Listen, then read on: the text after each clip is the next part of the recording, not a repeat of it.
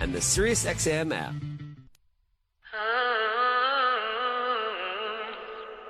Unstoppable, unshakable, but it rolls off the tongue, unfakeable. It's unavoidable, he's so relatable. Read between the lines, start to loosen up your mind. And welcome again to SharkFarmer Radio. Hey, I'm your host, Rob Sharkey. We're in the studio today just outside of Bradford, Illinois. Beautiful day. The boys are out there destroying nature. Oh, you know, I'm a little jealous. I really kind of like to get rid of that scrub brush around our field so that the deer can come out a little bit better. Well, okay, so it's a tree. It's Russian olive or honeysuckle. A lot of people call them here. It's like underbrush is what they call it, and it's horrible. It is. Yeah, it just takes over.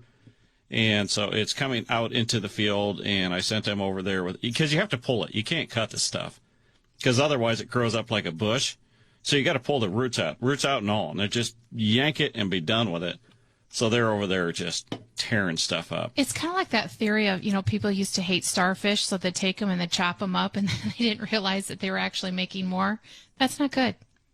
We don't want to make more. Yeah. What did you just say? Yeah, they would chop them up and they would regenerate. And Who would chop up a starfish? Well, people didn't want them. Yeah. You did not learn this in school? Well, I knew they regenerated like a worm, but who says, oh, okay, I don't want any more starfish. I'm just going to cut parts off of them.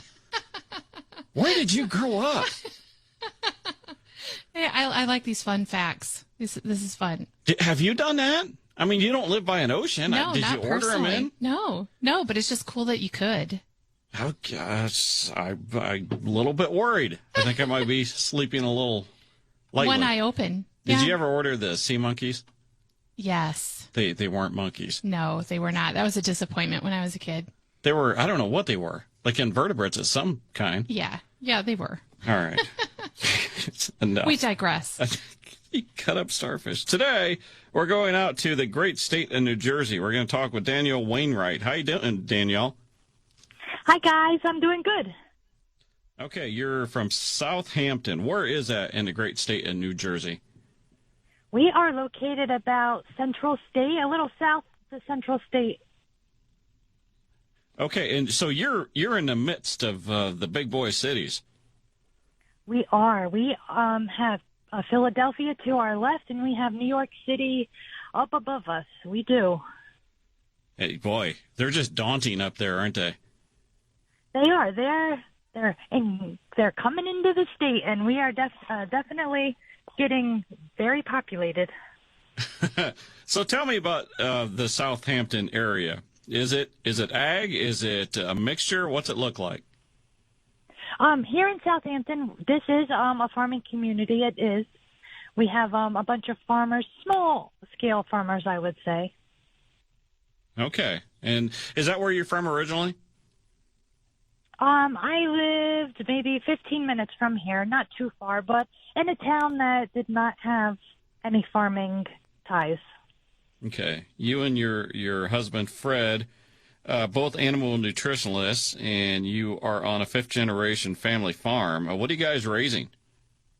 We are. We have a cow-calf operation where we raise Black Angus cattle, and I got some Red Angus in there, too. I had to get some red. But we also have been breeding some of our cattle to Wagyu. Oh, that sounds delicious. Now, if you have not had Wagyu, it is delicious, but I'm going to say like a small piece of Wagyu is going to do you. It's an incredibly rich tasting meat. Is that correct? It is. The 100% Wagyu is. It is very intensely marbled. With what we're breeding, we are breeding our full Angus to full Wagyu, so we're only getting 50% Wagyu, which is called American Wagyu, and it's just the best of both worlds. You're getting that Angus flavor with nice marbling from the Angus, and it's something that we are really proud of.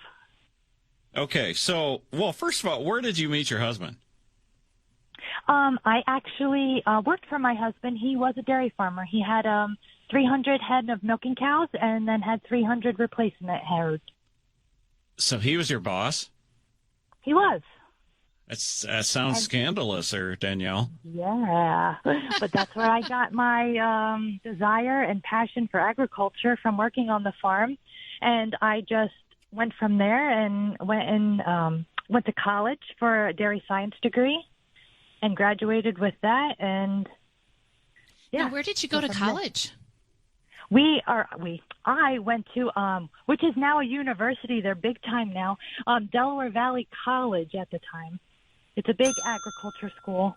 Did they become a university after you graduated? Because they were like, hey, we need to be a university because Danielle Wainwright went here. Yeah, you betcha. Yeah. Do they have a little plaque outside? Yes, they said, Danielle Wainwright went here. But why go into animal nutrition?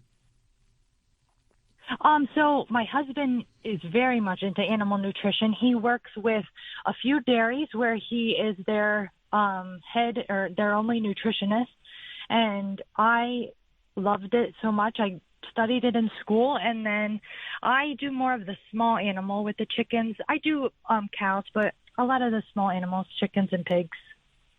Okay. All right. It's very interesting. And this is all done in this area of New Jersey. I want, when we come back, I want to talk about how that is, right? Because in my mind, you've got a bunch of people moving out from the big cities, and they're smelling cows and they're hearing cows and they're throwing little fits in that. In my mind, that's the way it is. But I want to hear your words on that today. We're talking with Danielle Wainwright from Southampton, New Jersey. We're going to talk about that. We're going to talk about how her farm is broke up. And we're also going to talk about her service with the Farm Bureau's Women Committee and what she's doing there. We'll be back with Danielle right after the break. A ground shaker, a rule breaker, hold tight and roll you through every acre. Sirius XM's daily podcast, Coronavirus Everything You Need to Know, is where you can learn about all things COVID-19. From vaccine advancements to psychological challenges to treatments and more. Featuring the world-class doctors of NYU Langone Health, interviewing experts in infectious disease, virology, and pandemics, and leaders at the top of public health from the NIH, CDC, and FDA. Coronavirus Everything You Need to Know, a daily podcast. Listen on the Sirius XM app, online, and on the Pandora app every day. You want cash. You want to get stuff done. So what do? You buy 5-Hour Energy, of course. You upload the receipt to 5hewin.com. Then find out if you instantly won $10, $100, or even $1,000. Then you drink that 5-Hour Energy and cut through your to-do list like a hot knife through butter. 5-Hour Energy, the official sponsor of getting stuff done. No purchase necessary. Must be 18 and legal resident of the U.S. Ends June 30th, 2021. For rules, visit 5hewin.com/rules. Void where prohibited. Message and data rates may apply. Like the outdoors, do ya? Hunting, fishing, hiking, camping, cooking, all of it? Well, we have it all for you. Backcountry stories on The Bend. If it happens outdoors, on the trail, or on the water, we are going to share it with you on The Bend every Saturday at 1 p.m. Eastern Time, right here, Rural Radio, Channel 147 on Sirius XM. Hey, it's Billy Kinder, host of DSE's Kinder Outdoors, every Saturday morning at 9 Eastern and again Sunday morning at 8 Eastern on Rural Radio, Channel 147. We search all of North America for the coolest outdoor stories and go to school with some of the best pros in the business like Major League Fishing's Gary Klein and Mr. Whitetail Larry Weissoon. Kinder Outdoors partners with the Dallas Safari Club, a worldwide leader in conservation, outdoor education, and hunter advocacy. DSC's Kinder Outdoors. See you Saturday morning at 9 Eastern. Golden Harvest is rooted in genetics, agronomy, and service, doing whatever it takes to deliver game-changing, high-yielding corn and soybean seeds to farmers. We get our sprayer today. Yeah, you're a little bit excited, I think, preparing for this thing. Yeah, I'm putting a loader in because I also bought. See, this is the thing. You never do business with somebody you know. And I did business with Matt Carter. He's a good friend. He's a guy, and he's come hunted here for I don't know how many years, 4 or 5 years, right? And he works at Greenway John Deere down there and somewhere in Arkansas, and he had this sprayer, and I said, hey, I want that sprayer, so we made it. And then he goes, made a deal just like that. Yeah, I haven't even seen the thing. and I am basically going off of his word. And I'm not saying that he isn't trustworthy, but he's not all that bright. This kind of reminds me of the SharkFarmer TV show. You know, we have this rule: you can't make fun of anybody, you know, because you're interviewing, and that's just not what we do. But there is an exception when you're a good buddy with the person. And so here you are throwing him under the bus on XM Radio. No, I mean, honestly, I don't know how I feel about that. If anybody follows him on social media, again, this is Matt Carter from Arkansas, if you know him at all, I mean, nobody's going to stick up and say, oh, yeah, that guy's got a good head on his shoulders. Absolutely nobody. He's a good guy. I don't know how his wife handles day-to-day with him. Well, I don't know how I handle day-to-day with you, but hey, you know, we do We're talking about Matt here. We're not talking about me. He's very mean to his wife on social media. Have you seen that? I think she dishes it out just as much as he does. Yeah, but she's funny when she does it. He's just, I don't know. He's just kind of bobbing around. It's kind of parallel. Anyway, sprayer and rototiller coming today. Ooh, I didn't know about the rototiller. Yeah. Oh, look at you squeeze that one in. Oh, my gosh. It's used. See what happens, Danielle? He just squeezes this, you know, little bits of information in. It's not used. Okay. We'll use it, though. It'll pay for itself. Uh-huh. All right, today we're talking with Danielle Wainwright from Southampton, New Jersey. Now, Danielle, you got all these big cities. Are there people moving in around your farm and then complaining about you being there before they were? There's definitely, issues that, people don't want to see the things that cows do, hear them, smell them, everything they do. Yeah, there's complaints, but there's a lot of, I don't know. It's hard. Yeah, they definitely. Think they know.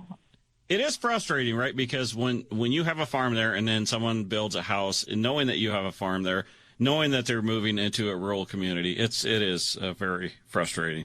All right, you and your husband Fred are raising Angus Wagyu mixes. They're grass-fed with grain finish. Is that correct? Yes, yep, we do that. So we create our nutrition that we feed our cows. We make that, and then we direct market our beef to the community. We've done that. This year's actually our 10th year of offering our beef direct to the community, and that's something that we just absolutely love. We're so passionate about creating this product, and it's amazing that our community is rallying around us and supporting us. So we offer the Wagyu, or American Wagyu, which is 50%, and then we offer just our Angus beef. And last year alone, we actually, I think COVID helped with this, but we had our beef go into homes in 5 different states last year. So it was a really cool year. Wow. How do you market your beef? So we do a lot of marketing on social media in the beginning, and now it's become just word of mouth that everybody gives a piece of ground or a piece of steak or a pound of ground beef to a friend, and they're just like, what is this? This doesn't taste like normal, and I need some more. That's been a big change. I mean, even in the last 10 years, using the social media to sell the freezer beef, to sell pigs and all this stuff, it's people that are doing this have become incredibly successful. What advice are you wanting to give other people if they want to try this? Absolutely. And we actually help a lot of farmers in the area that are starting this, and it's not a competition at all. This is something that there's enough room at the table for all of us, and we help everybody. We want to support each other. We're a big farming community. Well, we're, in the grand scheme of things, small in New Jersey, but all of us together are a big farming family, and we're just here to support each other and just be honest. Use social media to your advantage and show how you farm. Show how you care for your animals. It's funny because you talk about being competitive, right? You're selling meat. You don't want your neighbors to sell meat. But honestly, when you look at it the way you do, it's kind of the whole thing, the rising tide rises all ships, right? Because if people get used to buying meat from a local producer or from, a farmer they know on social media, and not just get it from Walmart or Kroger. Not that there's anything wrong with that, but that should help all of you. Correct. Yeah, we are always, and we stand true behind, this practice what you preach. I'm always saying support your local farmers. I do that with our grains that we buy, that we make our feed from. I'm buying from local farmers. I'm not buying it from a big commodity dealer. I support local farmers. I know how that corn's grown. I know how that soybean's grown. You should also know how your cows are grown and raised and treated. So absolutely. Do the people like the whole grass-fed concept? Yes, I think there's that notion that grass-fed means that they're out on pasture, which they are, which all cows are.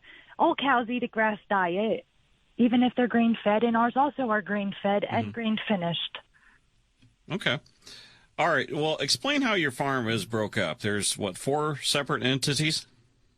There is. So our main herd of beef cattle is at my husband's family farm, which was the dairy farm. All the structures are still there, so we're able to utilize that. We have our home farm, which is in Southampton, where we have a third of our cows. And then we have property that we actually were able to purchase 1 mile down the road from our farm, that we took the opportunity and purchased that. And then we also rent some ground because, as you know, we're not having a big farming community or a big farming area. Ground needs to be rented to be able to make hay that we need to use to feed the cows. Yeah. How is it traveling farm to farm on the road with the farm equipment? Difficult. We actually gave up some ground last year because it was on the main highway, and it was just really difficult. But something that I did at that time really was inspirational. I had this idea, and I got a piece of cardboard, and I wrote, "I'm a mom," and I hung it from my roll bar on my tractor. And I don't know what part of haymaking I was doing. That I want to talk about. We got to go to break, but Yeah. I want to talk about that sign because I think that's fascinating. Yeah, today we're talking with Danielle Wainwright from New Jersey. We come back, we're going to learn what the sign said, how that affected people, and more about her leadership. We'll be back right after the break. Between the lines, start to loosen up your mind. From Blue Bloods to Cinderella stories, hear your school play their way into the NCAA tournament this week on SIRIUS XM. Live games from 27 men's and women's conference tournaments, including every game of the ACC, Big 10, Big 12, Pac-12, and SEC on our Power 5 conference channels. From Selection Sunday through the National Championship game, your home for all the excitement of the Big Dance is SIRIUS XM. For a full schedule of games, go to SiriusXM.com/college basketball schedule. From the rapid technological advances in the business of farming to the policy that helps shape the industry, agriculture is changing, and America's growers need information they can trust from the names they can trust. Join me, Max Armstrong and Orion Samuelson, for news, weather, market commentary, and much, much more on a weekend perspective of the nation's most important industry, agriculture. On This Week in Agribusiness, Saturdays at 8 a.m., Sundays at 7 p.m. Eastern on Rural Radio, Sirius XM, Channel 147. Ever feel like something's off? For farmers like you, it's all too common. That's why at Golden Harvest, we're always on, bringing you the unique genetics, agronomic expertise, and tireless service that surpass conditions. Because no matter how things are today, they'll be different tomorrow. And we'll still be here doing whatever it takes for you. Because even on off days, we don't take days off.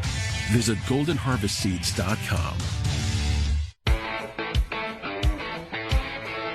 This is Sean Haney. If you're serious about ag, it's time to get real and get connected with Real Ag Radio. We'll talk markets, agronomy, machinery, and cover the real-time issues affecting farmers and ranchers in Canada and all of North America. It's your go-to source for the latest ag news impacting producers on both sides of the 49th parallel. Get real and get connected with Real Ag Radio at 4:30 Eastern, and don't miss the replay at 7 in the morning on Rural Radio 147 and the Sirius XM app.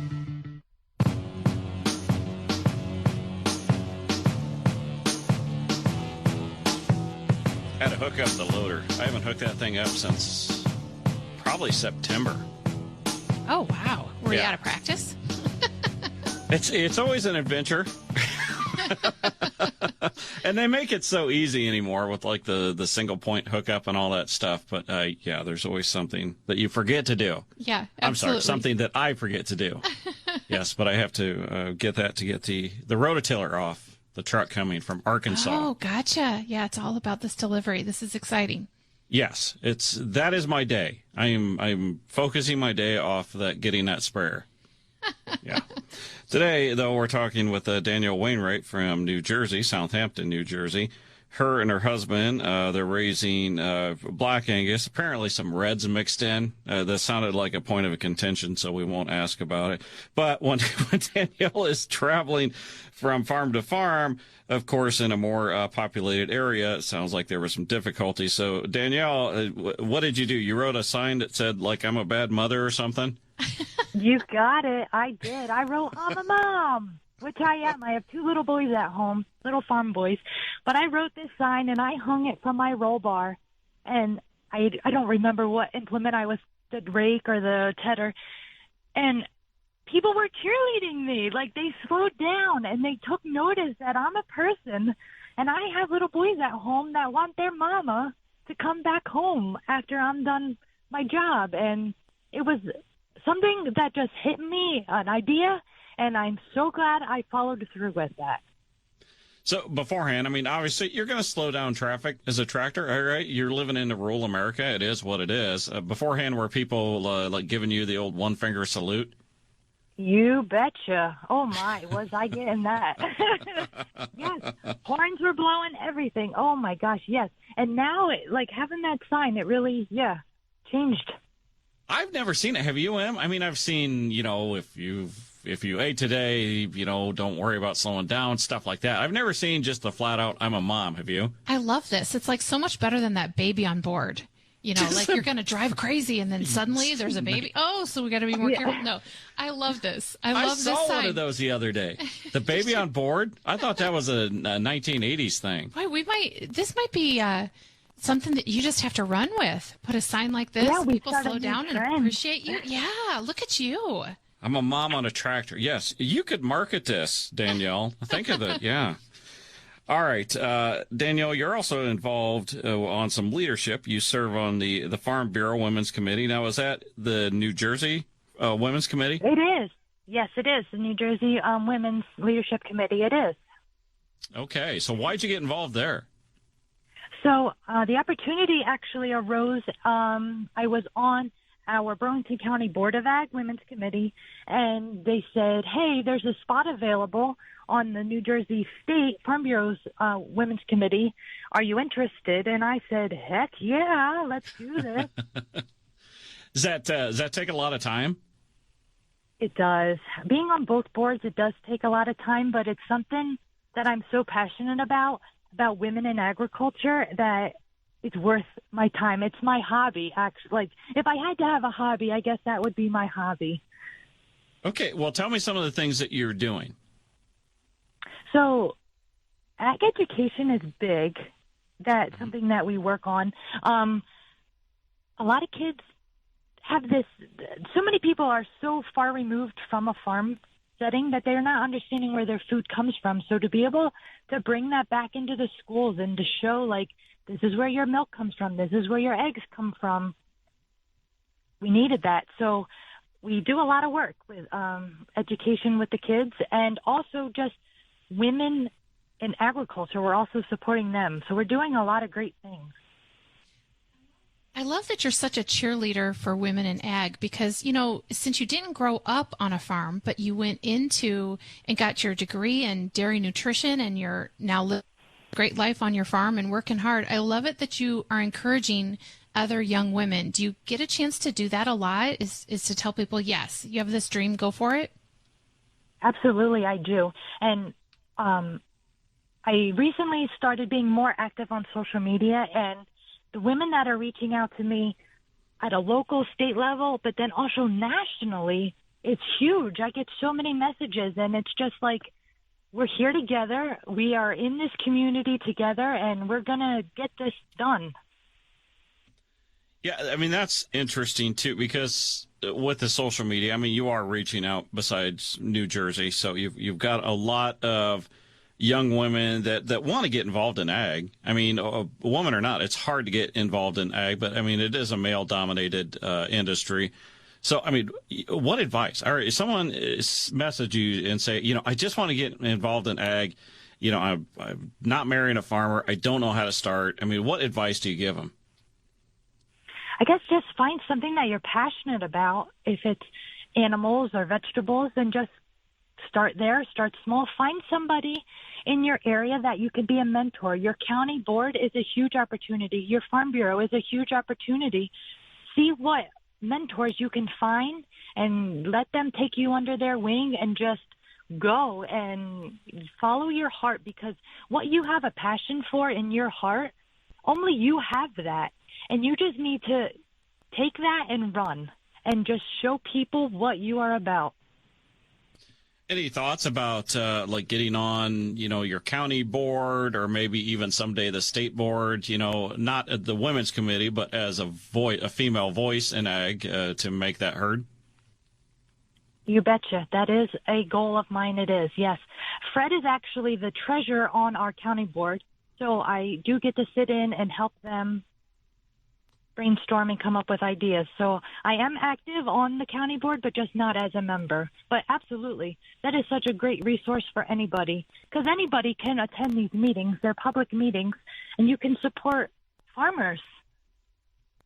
Yeah, actually, I'm sitting there thinking, back in the day, remember, there was quite a few husband and wives that were on the same county boards together. Yeah, absolutely there was. Yeah. And then you could dominate then, because like your vote counts as twice as many. Ooh. Because Yeah. Fred's not going to vote against you. I mean, honestly, No. even if he disagrees with you, all you got to do is give him that look. That side eye? Yeah, that side eye, and he'll do whatever you want. You bet. He knows. Yeah, it's good. She's a great person to have on this week. National Women's Day was That's the other right. day. And Yes. yeah, she's such a great cheerleader, and I love it that she's encouraging women. Yes. Well, in fact, Danielle, if people want to find you on social media, where do they go? So on social media, I'm on Instagram and Facebook. Our farm is Clover Valley Farm. That is my handle. And then on the website, I am clovervalleyfarm.com. Okay. And people are people free to reach out if they've got questions, concerned, or, if you do have that female in ag that's looking for some advice? Absolutely. Please reach out about anything. If you have animal questions, nutrition questions, if you just have a passion for ag and you don't know where to get started, please reach out. I am here to give support and guidance for sure. Yeah, that's great. Well, I know you're busy, Danielle, and I really appreciate you taking your time to talk to us. I very, very much appreciate it. But don't go anywhere, because Sean Haney's coming up next. Do you think he likes Wagyu? I don't know, but I will tell you, if you haven't heard him, he has got one of the thickest New Jersey accents you're ever going to hear. Oh, that's so true. You guys. Yeah. So hang on and listen to him. Danielle Wainwright, thank you very much. And everyone else. We hope you catch us next time. Get ready for the next show.